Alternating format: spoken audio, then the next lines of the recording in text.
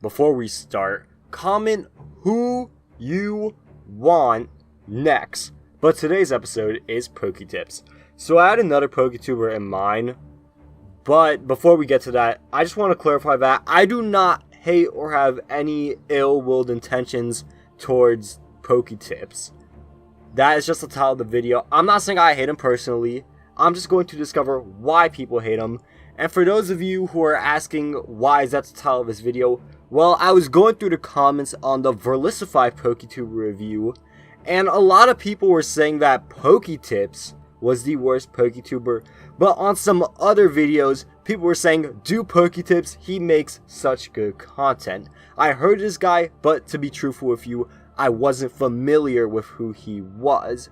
So, I decided to investigate, look into it, and that will be the premise of today's Poketuber review. So, I'm going to tell you why they hate him, because this actually heavily impacts his review.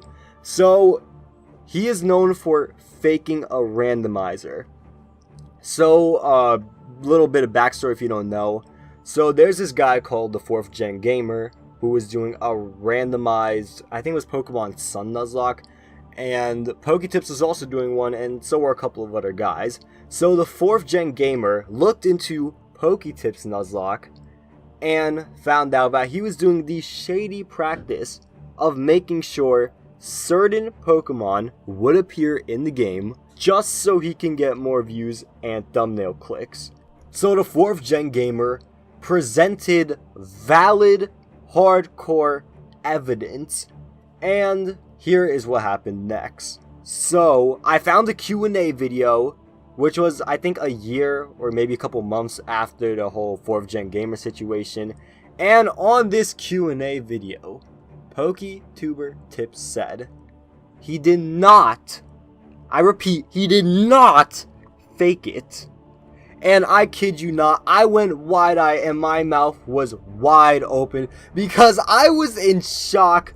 He did say some things like, I think the gist of what he was saying was, this stuff was in the description of the video and he was doing it for jealousy. But then, a year later, a year after the Q&A, Poketips admits to faking the Nuzlocke and said that the 4th Gen Gamer's evidence was spot on and that everything he was saying was correct. Now, I know what you may be thinking. A normal person would probably be like, you know what, good for him for admitting it.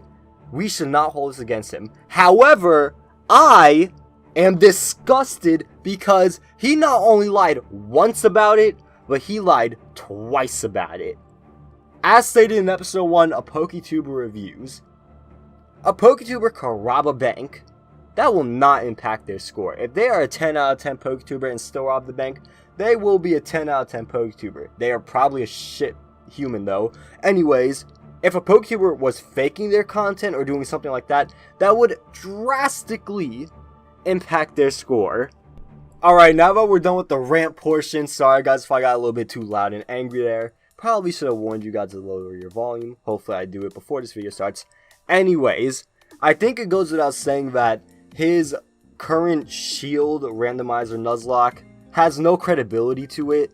I truly feel like that goes without saying if it is legit. Now, okay, I know that just sounds like I accused something, but let's just make this clear. I am not saying he's faking it. I am not saying he's faking it. I cannot stress that enough.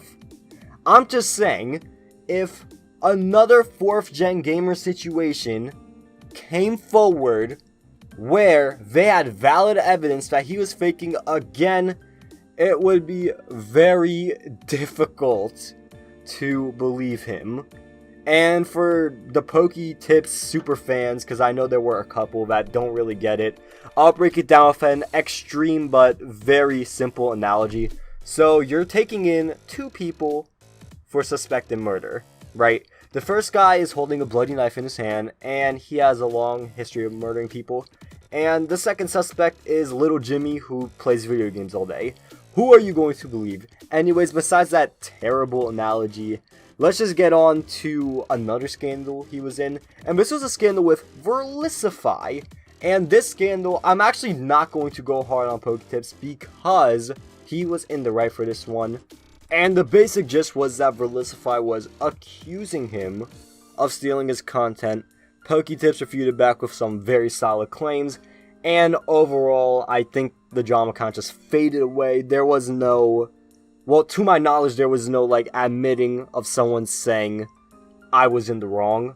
But once again, I could just be heavily misinformed. Anyways, to just cap this off, he did admit to stretching and clickbaiting his videos.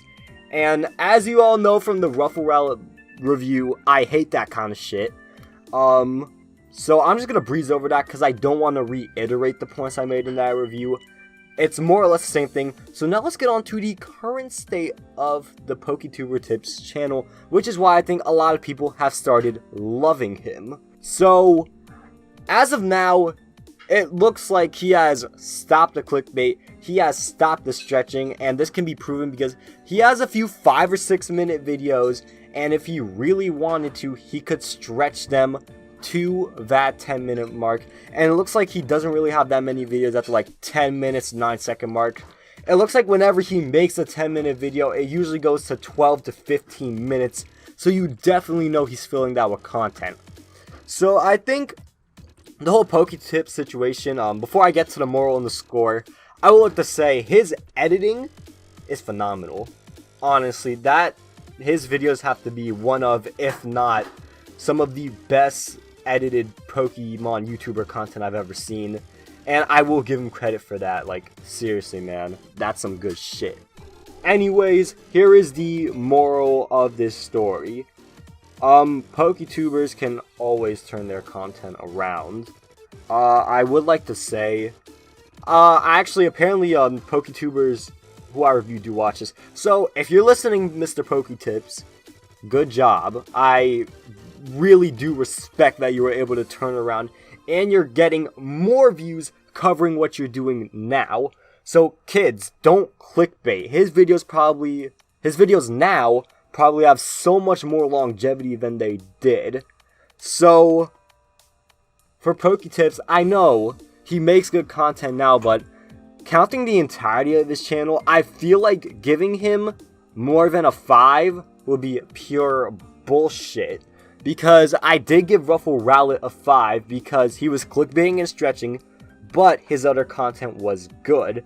So, for my boy Poketips, I'm going to have to give him a 3.5 out of 10. But this is the entirety of his channel.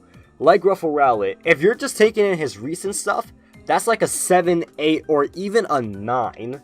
So, based on his current channel now, check it out. He's not clickbaiting anymore. If you're watching the randomizer, take it with a grain of salt. Well, that's my personal opinion on it. But besides that, I will have to say, Poketips, if you're watching this, good shit. I respect you for changing. Please tell me who you want me to do next. Watch some more videos, especially the other Poketuber reviews. But above all else, have a good day.